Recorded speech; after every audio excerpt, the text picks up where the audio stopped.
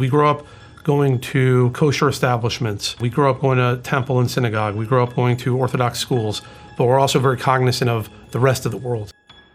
You're kind of caught between the Orthodox upbringing that you had and the secular world, and now you're starting to pave your own path and make decisions for yourself.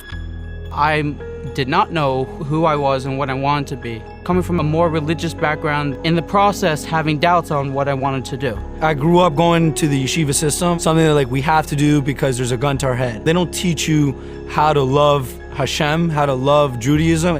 Of my 6 boys, one of them had a really hard time in high school and was thrown out of high school. And he was very disenfranchised from Judaism. Your good decision-making comes from experience of bad decision-making. You don't have that as a youth. So finding somebody who you can lean on, who can mentor you, who can give you direction, who can be a sounding board for you, who's older than you, I think is priceless. I wish I had done that sooner.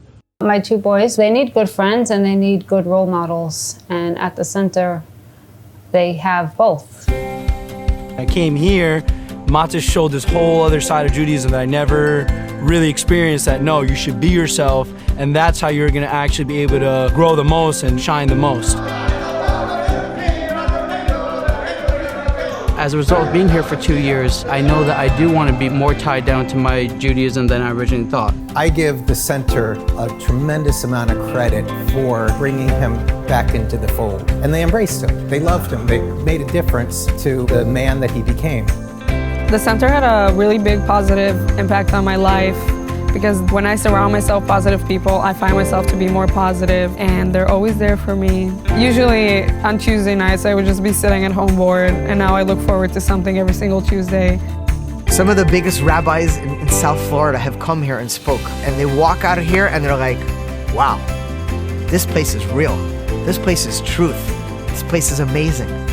Through that environment of acceptance, they're growing into beautiful young people that are able to contribute to society because they're seeing that the center itself is contributing rather than just taking and taking and taking. Being in that environment over time allows them to understand that there's a much bigger picture than just me.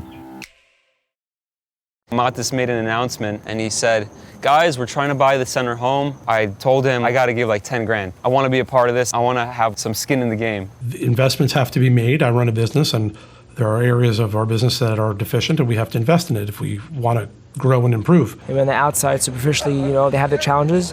The inside, these guys, their hearts are gold. They're really, really good guys. And the energy that they create, they can do anything. They can change the world.